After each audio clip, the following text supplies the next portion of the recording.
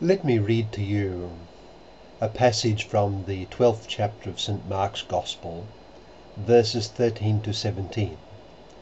It's the Gospel for Tuesday of the 9th week of Ordinary Time. St. Mark writes, "Some Pharisees and Herodians were sent to Jesus to ensnare him in his speech. They came and said to him, 'Teacher, we know that you are a truthful man and that you are not concerned with anyone's opinion.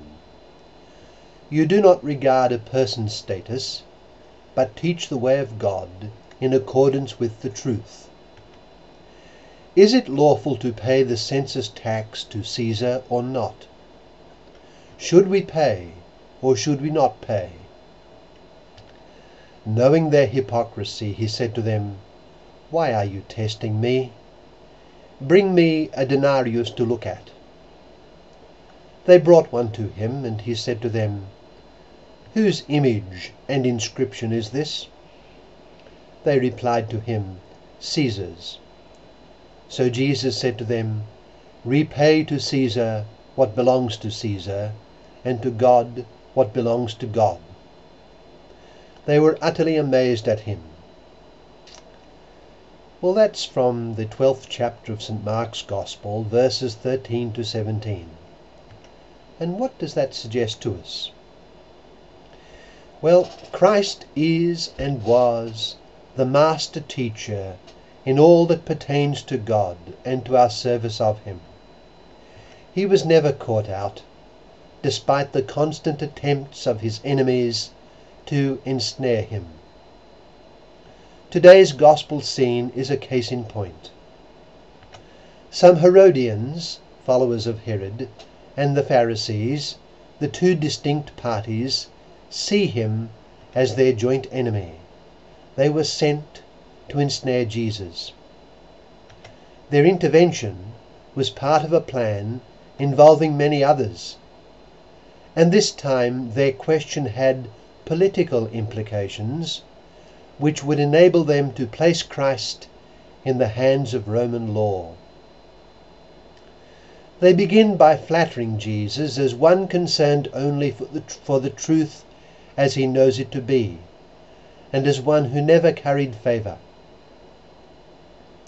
This approach, they hope, will encourage him to disregard Roman civil authority, and by his teaching to prompt citizens to defy it.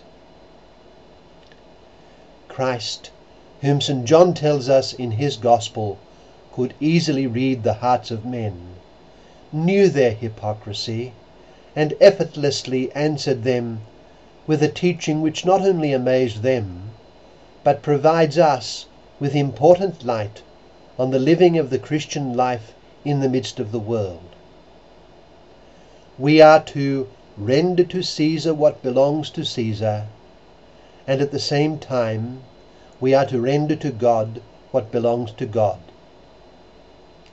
We are to live in God and in Christ, but at the same time we do this in the world. And if this is to happen, the world's authorities must be respected.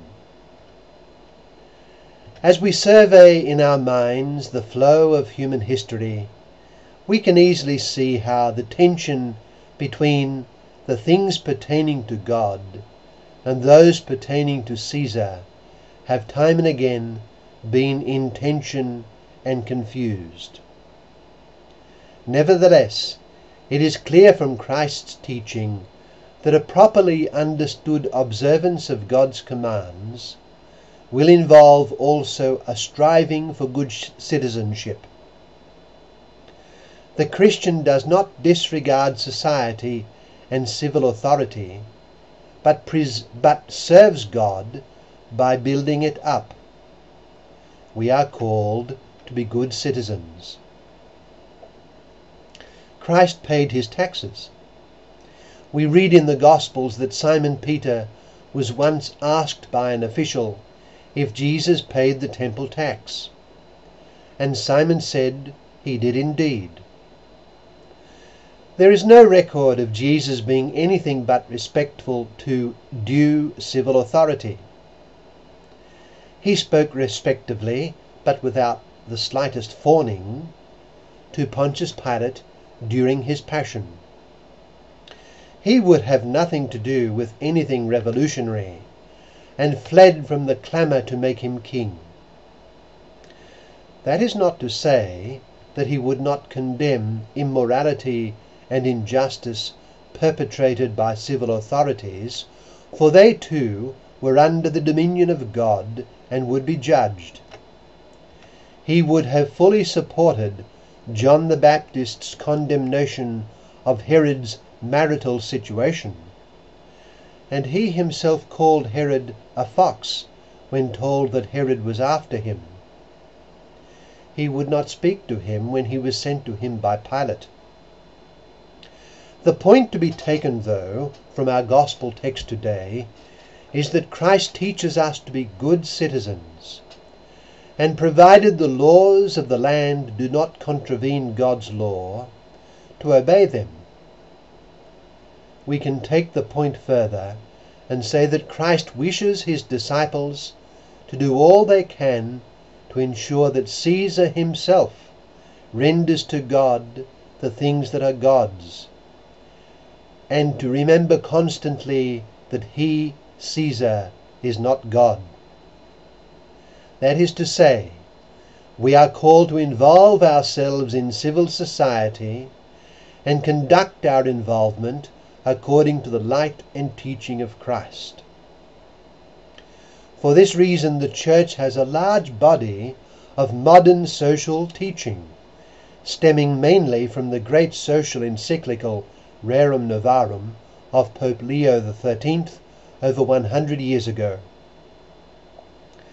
But all too often, this body of social teaching, applying the teaching of Christ to the earthly city, is ignored by those who occupy the place of Caesar and who formulate the laws of the earthly city.